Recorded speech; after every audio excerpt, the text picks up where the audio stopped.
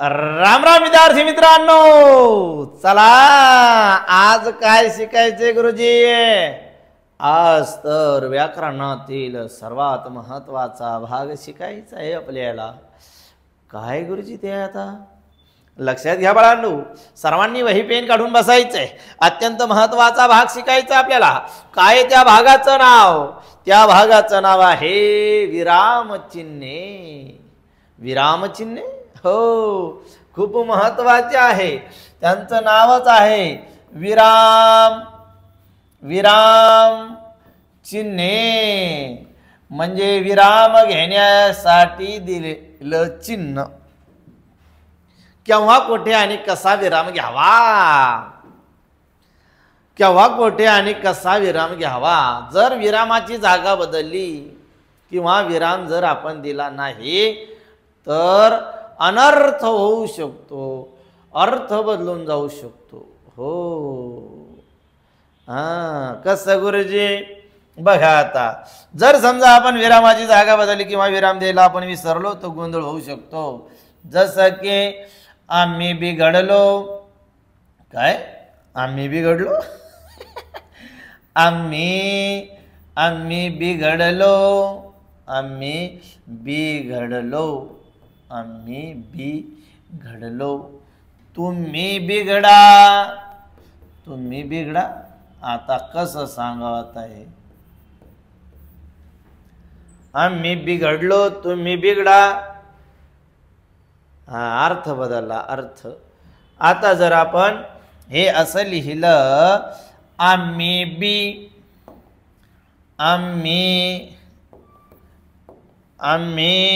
गुरुजी, हो गुरुजी, आम्ही बी. आता बघा बरं का, आम्ही बी. थांबा. सु अधिक अल्प स्वल्प कमी थांबा. आम्ही बी घडलो, आम्ही बी घडलो. आम्ही बी.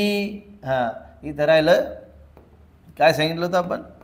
आम्ही घडलो, आम्ही बिघ.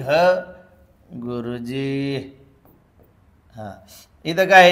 आम्ही बिघडलो, लो राहिलं ना. आम्ही बिघडलो, तुम्ही बिघडा. आता आम्ही बी काय? घडलो. आता बघा, आम्ही बी. थांबा, किती थांबा? अल्प थांबा. आम्ही बी घडलो, तुम्ही बी घडा, तुम्ही बी घडा. लक्षात घ्या बाळांनो, आम्ही बी घडलो, आम्ही बी घडलो, तुम्ही बी घडा. घडा बिघडा नाही, घडा. कशाची करामत आहे बाळांनो ही? अरे ही तर कशाची करामत आहे? ही तर विराम चिन्हाची करामत आहे.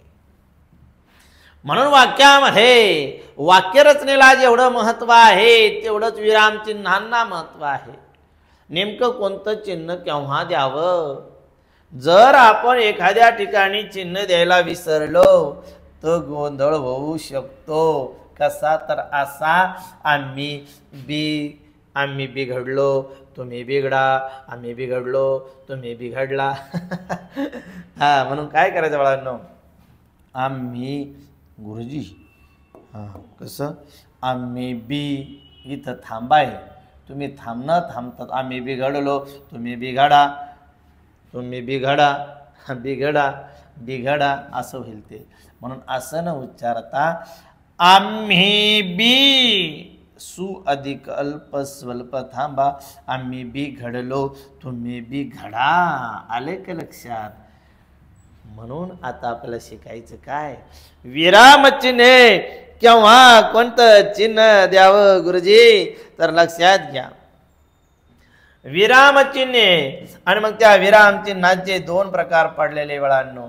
एकाला म्हटलं काय? विराम दर्शविणारी. काय दर्शविणारी? विराम दर्शविणारी चिन्हे. आणि दुसऱ्याला म्हटलं अर्थबोध करणारी विरामचिन्हे. म्हणजे काय, विराम दर्शविणारे काही चिन्ह आहेत आणि दुसरे अर्थबोध करून देणारी काही चिन्हे आहेत. तर बघा बाळांनो, आता आपल्याला एक एक चिन्हाचा उपयोग बघायचा आहे, नेमकं चिन्ह कधी आणि केव्हा वापरायचं. आता आपण चालूया एक एक चिन्हाकडे. आता पहिलं चिन्ह सर्वात महत्वाचं, तुम्ही जे पहिल्यापासून वापरता तुम्हाला माहित आहे केव्हा वापरावं, कुठे वापरावं, कसं वापरावं. सर्वात आवडतं तुमचं चिन्ह आहे पूर्ण पूर्ण पूर्ण विराम. कोणता विराम आहे? पूर्ण विराम. आता हे जे विराम दाखविणारे चिन्ह आहे, विराम म्हणजे थांबा, कुठं थांबायचं, किती थांबायचं, कसं थांबायचं.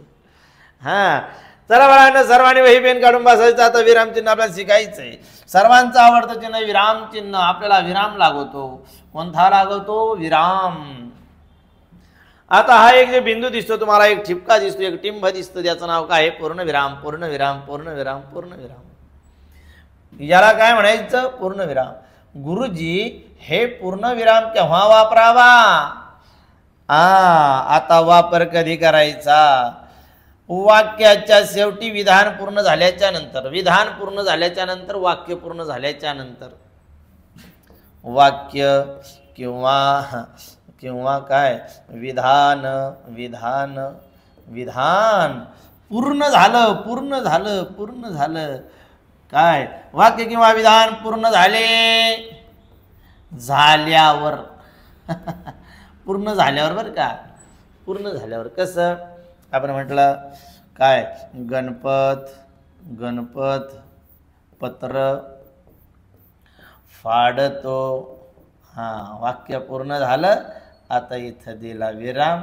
याचं नाव काय बाळांनो? पूर्णविराम. म्हणजे पूर्ण विराम केव्हा दिला जातो? वाक्य पूर्ण झाल्याच्या नंतर, वाक्याच्या शेवटी. पूर्ण थांबा. पूर्ण विराम म्हणजे थांबा. किती थांबा? अरे पूर्ण थांबा, पूर्ण थांबा. आलं का लक्षात? किती थांबा, पूर्ण थांबा, किती थांबा, पूर्ण थांबा. किती थांबा, पूर्ण थांबा. तेव्हा कोणतं चिन्ह द्यायचंय? अय बाबा, कोणतं चिन्ह द्यायचं रे? तिथं द्यायचं पूर्णविराम. मग गुरुजी, आता हे झालं वाक्याच्या शेवटी. वाक्य किंवा विधान पूर्ण झाल्यावर कोणतं चिन्ह देतात? पूर्णविराम. मग आता अजून आणखी कोणत्या ठिकाणी दिल्या जात आहे काय पूर्णविराम? तर लक्षात घ्या बाळांनो, आणखीन पूर्णविराम एका ठिकाणी दिल्या जातं. नावाचा काय, नावाचा संक्षेप दाखवताना, म्हणजे पहिले अक्षर नावाचे घेताना. पु ल देशपांडे, पुरुषोत्तम, पुल आपण काय लिहितो? पुरुषोत्तम लक्ष्मण देशपांडे. पु ल देशपांडे. या ठिकाणी पहिल्या अक्षराच्या सुरुवातीला पहिलं अक्षर घेतलं, दिला विराम. दुसरं अक्षर घेतलं, दिला विराम. म्हणजे काय, नावाचा संक्षेप दाखवताना कोणतं चिन्ह वापरल्या जातं? पूर्णविराम. जसं की आता माझं नाव आहे एकनाथ मच्छिंद्रनाथ डोळे. यम डोळे, यम रे बाबा, यम डोळे. नावाचा संक्षेप म्हणजे आद्य अक्षर घेऊन. येते लक्षात? तुमच्या नावाचं पहिलं अक्षर, बाप्पाच्या नावाचं पहिलं अक्षर घ्या, तुमचं आडनाव कुळ नाव टाकून द्या. मग त्या ठिकाणी कोणतं चिन्ह वापरलेलं बाळांनो? त्या ठिकाणी वापरलेलं चिन्ह, त्याचं नाव आहे पूर्णविराम. येतंय लक्षात? म्हणजे पूर्णविराम दोन ठिकाणी वापरलं जातं. वाक्य किंवा विधानाचा पूर्ण झाल्याच्या नंतर, आणि दुसरं एक काय, दुसरं नावाचं संक्षेप रूप दाखवताना. नावाचा संक्षेप दाखवताना काय वापरलं जातं बाळांनो? आलं का लक्षात? 5 सेकंदासाठी थांबतोय, पटकन लिहून घ्यायचं. पूर्णविरामाचा वापर केव्हा होतो? चला, झालं का लिहून बाळांनो? तुम्ही काय करायचं, एक 10-5 सेकंदासाठी व्हिडिओ त्याला थांबवायचं आणि पूर्णविराम लिहून घ्यायचा. पूर्णविरामाचं चिन्ह एक टिंब आहे, एक गोल आहे. आणि ते केव्हा वापरले जातं याच्यातलं तुम्ही ही माहिती लिहून घ्यायची. नावाचा संक्षेप दाखविताना आणि वाक्य किंवा विधान पूर्ण झाल्यावर कोणतं चिन्ह वापरतात, पूर्णविराम. चला आता आपल्याला दुसऱ्या विरामाकडे जायचं. दुसऱ्या विरामाचं नाव आहे बाळांनो काय? दुसऱ्या विरामाचं नाव आहे स्वल्प. कोणतं विराम आहे गुरुजी? स्वल्प विराम. काय म्हटलं? स्वल्प. सु अधिक अल्प कसा तयार झाला शब्द? सु अधिक अल्प म्हणजे या ठिकाणी ओ त्याच्या पुढे आलं अ, दोघा मिळून तयार झाला व ते अपूर्ण असतं, पुन्हा घुसलं अन तयार झालं व. हे संधी शिका बाळांनो तुम्ही. मग हे स आणि व एकमेकाला भेटले, तयार झालं स्व आणि हे अल्प तयार झालं प. स्वल्प. सु अधिक अल्प स्वल्प. स्वल्प सु अधिक अल्प. अल्प अल्प अल्प अल्प. अल्प म्हणजे कमी. कमी थांबा, कमी थांबा, कमी थांबा, कमी थांबा, कमी थांबा. काय थांबा? कमी थांबा. आता लक्षात घ्या. सु अधिक अल्प. अल्प म्हणजे कमी. अल्प. सु म्हणजे सु अधिक अल्प बरोबर स्वल्प. जिथे कमी थांबा आहे त्याला, त्या थांब्याला, त्या विरामाला म्हणतात काय बाळांनो? स्वल्प विराम. आता लक्षात घ्या, स्वल्प विराम केव्हा वापरला जातो? स्वल्प विराम सर्वप्रथम एक गोष्ट लक्षात ठेवायची बाळांनो, स्वल्प विराम केव्हा वापरला जातो? वाक्यामध्ये जर समजा आपल्याला थोडं थोडं थांबायचं असेल, वाक्यामध्ये जर आपल्याला थोडं थोडं थांबायचं असेल तर मग काय, तेव्हा कोणता विराम वापरला जातो? विधानामध्ये आपल्याला अल्प अल्प अल्प श्वास घेण्यासाठी जिथं थांबावं लागतं त्या विरामाचं नाव आहे स्वल्प विराम. म्हणजे कसं? वाक्यामध्ये ती आली, बघा आता ती आली, इथं थांबलो आपण. ती आली, ती आली, माझ्याकडे पाहिले, माझ्याकडे ती आली आणि मग माझ्याकडे पाहिले, इथं थांबलं पहा. ती आली, माझ्याकडे पाहिले, अल्प थांबाय. ती आली, माझ्याकडे पाहिले, मला फुल दिले, मला फुल दिले, मला फुल दिले, मला फुल दिले, आणि मला फुल दिले व हसून हसून निघून गेली, निघून गेली. आता या ठिकाणी लक्षात घ्या बाळांनो, ती आली, माझ्याकडे पाहिले, ती आली, माझ्याकडे पाहिले व हसून निघून गेली. आता या ठिकाणी घडलं काय बाळांनो? या ठिकाणी काय घडलं पहा बरं का. या ठिकाणी तुम्हाला दिसतं, काय दिसतंय तुम्हाला? ती आली, इथं थांबलंय, माझ्याकडे पाहिले, इथं थांबलं. ती आली, माझ्याकडे पाहिले म्हणजे वाक्यामध्ये विधानामध्ये थोडंसं थांबावं लागत असेल तर त्या ठिकाणी कोणतं चिन्ह वापरले जातं? स्वल्पविराम. कोणतं विराम? स्वल्पविराम. तेव्हा एका जातीचे शब्द पुन्हा पुन्हा लागोपाठ आल्याच्या नंतर, एकाच जातीचे शब्द इथं काय वाक्यामध्ये थोडा थांबा, वाक्यात अल्प थांबा असेल, अल्प थांबा असेल, अल्प थांबावं लागत असेल, अल्प थांबा असेल असेल लक्षात घ्या बरं का. वाक्यात अल्प थांबा असेल तेव्हा कोणतं चिन्ह वापरल्या जातं? तेव्हा असतं स्वल्पविराम. त्यानंतर केव्हा वापरल्या जातं गुरुजी? एका जातीचे म्हणजे सारख्या जातीचे शब्द, एका पाठोपाठ एका जातीचे शब्द, एका जातीचे शब्द लागोपाठ आल्यास, एका जातीचे शब्द लागोपाठ आल्यास कोणतं चिन्ह वापरावं? स्वल्पविराम. कसं गुरुजी? असं गुरुजी, जसं आपण म्हटलं मैदानावर काय राम श्याम काळू बाळू पळू राम श्याम काळू बाळू काय राम श्याम काळू बाळू खेळत आहे या ठिकाणी कसं वापरला गेला, रामश्याम रामश्याम काळू व बाळू, रामश्याम काळू व बाळू खेळत आहे. आता या ठिकाणी जे चिन्ह दिसतं बाळांनो तुम्हाला, याचा वापर आपण करतो. सारख्या जातीचे शब्द जर लागोपाठ आले ना तर त्या ठिकाणी कोणतं चिन्ह वापरलं जातं, त्याचं नाव काय आहे, स्वल्पविराम. येते की लक्षात? स्वल्पविराम कुठे कुठं वापरल्या जातं गुरुजी? पहिलं लक्षात घ्या, वाक्यात अल्प थांबा असेल, अल्प थांबा असेल, श्वास घेण्यापुरता तर त्याला तेव्हा कोणतं विरामचिन्ह, स्वल्पविराम. आणि दुसरं केव्हा एका जातीचे शब्द लागोपाठ आल्यास मैदानावर रामश्याम काळू व बाळू खेळत आहे. अजून कुठे वापरलं जातं गुरुजी स्वल्पविराम? संबोधन असेल, हाक मारलेले असेल, किंवा वाक्याचं पुढचं अपूर्ण वाक्य असेल आणि पुढचं वाक्य द्यायचं असेल, जसं की काय संबोधन दाखवलं किंवा अवतरण चिन्हाच्या आधी आपण गुरुजी म्हणाले, गुरुजी म्हणाले, या ठिकाणी काय झालं, गुरुजी म्हणाले, काय म्हणाले, पृथ्वी सूर्याभोवती फिरते, काय म्हणाले गुरुजी, गुरुजी म्हणाले. बघा इथं काय दिलं आपण, गुरुजी म्हणाले, पहिलं वाक्य. आणि आता पूर्ण होणार आहे म्हणजे अवतरण चिन्हाच्या आधी गुरुजी म्हणाले, पृथ्वी काय सूर्याभोवती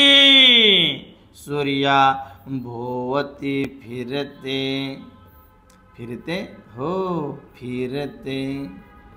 आता लक्षात घ्या काय घडलं इथं, पृथ्वी सूर्याभोवती फिरते, अवतरण चिन्हाच्या आधी पहिलं अपूर्ण वाक्याच्या आधी, पहिलं वाक्य अपूर्ण वाक्य झाल्याच्या नंतर गुरुजी म्हणाले, काय म्हणाले, पृथ्वी सूर्याभोवती फिरते. किंवा संबोधन केलं आपण, गणो एक ग्लास पाणी आण, हा ग्लास घेऊन जा. गणू या ठिकाणी लक्षात घ्या बरं का, संबोधन केल्याच्या नंतर इथं काय म्हटलं आपण, गुरुजी म्हणाले पृथ्वी सूर्याभोवती फिरते, म्हणजे अवतरण चिन्हाच्या आधी, चिन्हाच्या आधी, या ठिकाणी लक्षात घ्या बरं का, अवतरण चिन्हाच्या आधी. आणि इथं काय संबोधन दर्शविताना, संबोधन दाखविताना,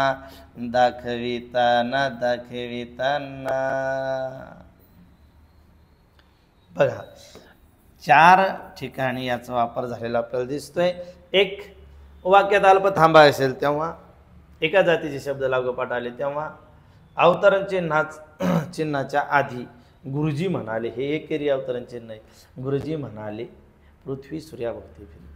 आणि 4 नंबर काय संबोधन दाखविलंय, गणो मराठीचे पुस्तक आण, मराठीचे पुस्तक आण, लवकर आण गण्या. गणो अल्प थांबा, म्हणजे लक्षात घ्या स्वल्पविराम 4 ठिकाणी 4 प्रकारे वापरले जाते. कसं वाक्यात अल्प थांबा असेल तेव्हा, एका जातीचे शब्द लागोपाठ आले तेव्हा, अवतरण चिन्हाच्या आधी, आणि संबोधन दाखवताना. संबोधन म्हणजे हाक मारलेली आहे, राधा इकडे ये, म्हणजे काय हाक मारली तेव्हाच, म्हणजे हाक मारणे म्हणजे संबोधन दाखविताना. या ठिकाणी लक्षात घ्यायचं कोणतं चिन्ह बाळांनो, स्वल्पविराम. आलं का लक्षात? मग पटपट लिहून घ्यायचंय. मी थांबवतो तुमच्यासाठी 5, 10 आणि 15 सेकंद.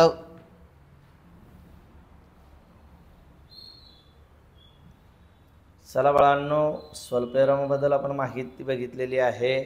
तुम्ही काय करायचं, हा व्हिडिओ थांबवायचा आणि पट पट पट पट वही पेन लिहून घ्यायचा.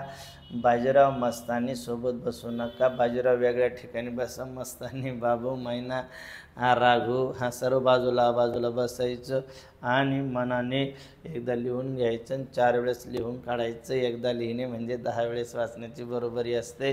तुम्ही तुमचा व्हिडिओ थांबवा आणि लिहून काढा. मी चालवतो पुढे. चला बघा बाळांनो, आता पुढचा विराम चिन्ह आहे, त्याचं नाव आहे अर्ध विराम. कोणता विराम आहे गुरुजी? अर्धविराम. हा, आता अर्धविराम म्हटल्याच्या नंतर पोरांना कळत नाही. आता लक्षात घ्या, आपण पहिला विराम बघितला. कोणता विराम बघितला? पहिला विराम होता पूर्ण विराम. वही पेन काढायचं. बाबू मैनाकडे लक्ष द्यायचं नाही. रघु बोले मैना संग भल्या मानसा. रघु बोले मैना संग भल्या मानसा. रघु बोले मैना संग. अर्ध विराम आहे. अर्ध राघू आणि रघु बोले मैना संग. कशाला बोलत राघू आणि मैना? लांब बसा. एवढे लक्ष द्या. नोकरी लागायचं नाही काय तुम्हाला? राघू आणि मैना. चला, अर्धविराम आहे बाळांनो. कोणता विराम? अर्धविराम. आता या ठिकाणी लक्षात घ्यायचं, अर्धविराम केव्हा वापरतात. पण आधी अर्धविरामाचं चिन्ह सांगा गुरुजी. चिन्ह लय महत्वाचे. सारे काम चिन्हाने होतात. आता लक्षात घ्या. आता या ठिकाणी आपण बघितलं होतं पूर्णविराम आणि दुसरा विराम बघितला होता स्वल्प विराम. मग दोघं एका खाली एक लिहा. खालीवर झालं ना चिन्ह नवीन तयार. अर्धविराम, अर्धविराम आणि अर्धविराम. हे चला चला चला चला, काय केलं? पूर्णविराम आणि स्वल्पविराम दोघं एका खाली एक लिहिले. नवीन चिन्ह तयार झालं. अर्धविराम, अर्धविराम, अर्धविराम. गुरुजी, पण हे अर्धविराम वापरायचं केव्हा वापरायचंय? मग लक्षात घ्या बाळांनो. जेव्हा 2 वाक्य, कोणती वाक्य? 2 वाक्य, 2 वाक्य, 2 वाक्य उभयान्वयी. 2 वाक्य उभयान्वयी अव्याने जोडली जातात. कशाने? 2 वाक्य उभयान्वयी अव्याने जोडली जातात. तेव्हा काय वापरायचं? अर्धविराम. 2 वाक्य जोडायचे आपल्याला. आपण 2 वाक्य कशाने जोडतो? तर ते जोडतो आपण अर्धविरामाने. केव्हा? वाक्यामध्ये उभयान्वयी अव्याल, उभयान्वयी अव्याल. कोणता अव्याल? उभयान्वयी अव्याल. तेव्हा काय जोडायचं बाळांनो? तेव्हा जोडायचं आहे अर्धविराम. कसं गुरुजी? आता आपण म्हटलं काय? आपण म्हटलं शेतकऱ्याने शेती नांगरली. शेतकऱ्याने शेते नांगरली. नांगरली. शेतकऱ्याने शेते नांगरली. हे पहिलं विधान झालं. तेव्हा काय करायचं बाळांनो? अर्धविराम वापरायचं. शेतकऱ्याने शेते नांगरली आणि मग दिला आपण उभयान्वयी अव्यय. पण म्हणजे उभयान्वयी अव्यय जे असताना जोडणार त्याच्या आधी पहिल्या वाक्याच्या शेवटी आणि उभयान्वयी अव्ययाच्या आधी कोणता अव्यय? अर्धविराम. शेतकऱ्याने शेते नांगरली पण पाऊस आला नाही. रे पावसा तुला देतो पैसा. पाऊस आला नाही. लक्षात घ्या. शेतकऱ्याने शेती नांगरली पण पाऊस आला नाही. कशाने जोडलं? हो, अर्धविराम जेव्हा दोन वाक्य उभयान्वयी अव्ययाने जोडायचे असतात बाळांनो तेव्हा काय करायचं तेव्हा वापरायचं आपल्याला बाबांनी मला खाऊ आणला बाबांनी मला खाऊ आणला बाबांनी मला खाऊ आणला पहिलं वाक्य झालं द्या बाबांनी मला खाऊ आणला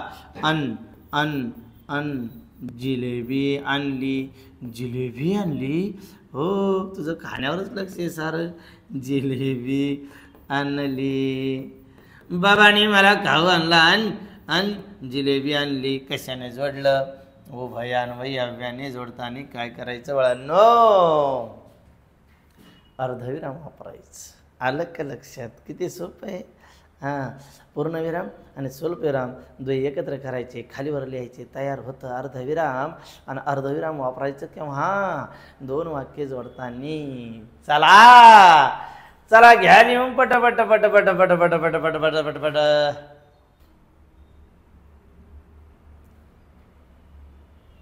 चला लिहित आहे बाळांनो अर्धविराम केव्हा वापरायचं दोन वाक्य कसे उभयान्वयी अव्यय जोडताना अर्धविराम वापरायचं तुम्ही व्हिडिओ थांबवायचा लिहून घ्यायचं मी पुढे चालवतो चला बाळांनो पुढचा प्रकार बघायचा आहे त्याचं नाव आहे अपूर्णविराम गुरुजी अपूर्ण विराम काय नाव ठेवलं त्याचं अपूर्णविराम आता गुरुजी अपूर्ण विराम आता अर्ध पाहिलं आपण अर्धचं चिन्ह आपण पाहिलं गुरुजी असं होतं अर्ध आता अपूर्ण कसं आहे मग अर्ध वेगळं ना अपूर्ण वेगळं म्हणजे कसं आता लक्षात या आता हे एक भाग आहे याचे किती केले दोन हे अर्ध आणि हे अर्ध याला म्हणा अर्ध मला अर्ध दिलं आणि त्याला अर्ध दिलं आता अपूर्ण म्हणजे काय इथपर्यंत आलं आणि एवढं राहिलं किंवा इथपर्यंत आलं एवढं राहिलं अपूर्ण आहे ना एवढं आणि अपूर्ण आहे ना एवढं म्हणजे अर्ध आणि अपूर्ण शब्दातला फरक कळायला पाहिजे आधी आपल्याला लक्षात घ्या अपूर्ण विराम कसं आहे दोन पूर्णविराम एका खाली एक घ्या दोन पूर्णविराम एका खाली एक घ्या आणि म्हणा त्याला काय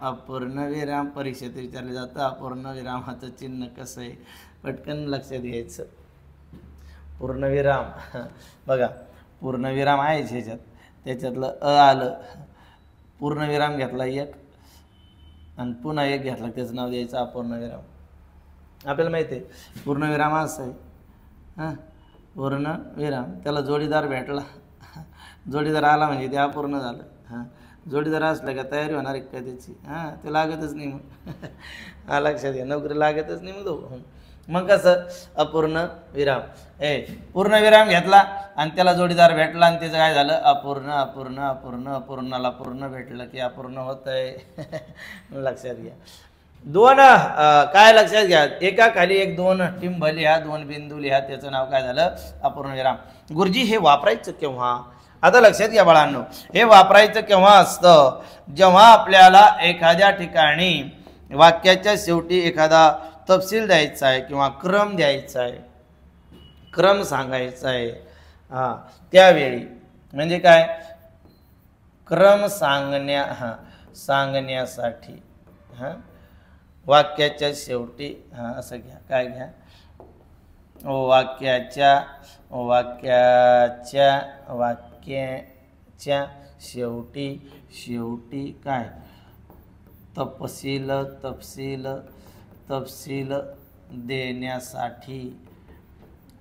देण्यासाठी कोणतं चिन्ह वापरतात अपूर्णविराम वापरतात गुरुजी कसं आपण म्हटलं पुढील क्रमांकाच्या मुलांनी सरांना भेटावे असं लिहिल्याच्या नंतर वाक्याच्या शेवटी आपल्याला काय द्यायचं आहे तपशील द्यायचा आहे तेव्हा कोणतं चिन्ह वापरायचा अपूर्णविराम जसं की आपण म्हणलं 3 नंबर, 5 नंबर, 9 नंबर, 10 नंबरच्या विद्यार्थ्यांनी काय करायचं, पटकन जायचं आणि सरांना भेटायचं. वाक्याच्या शेवटी क्रम दिलाय, तपशील दिलाय, तेव्हा कोणतं चिन्ह वापरायचं आहे, अपूर्ण विराम. पुन्हा केव्हा वापरतात गुरुजी अपूर्ण विराम, पुन्हा एका ठिकाणी वापरतात, लक्षात घ्या. पुन्हा कोणत्या ठिकाणी वापरतात गुरुजी, दुसरं लक्षात घ्या. हां, दुसरं वापरतात नाटकाच्या संवादात. नाटकाच्या कुठे, नाटकाच्या संवादात, संवादात पात्राच्या नंतर.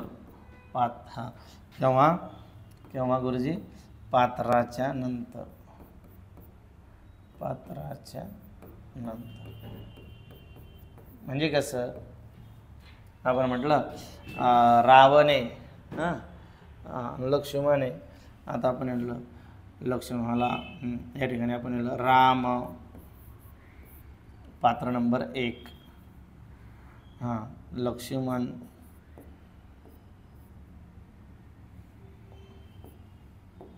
पात्र नंबर 2 काय, लक्ष्मण.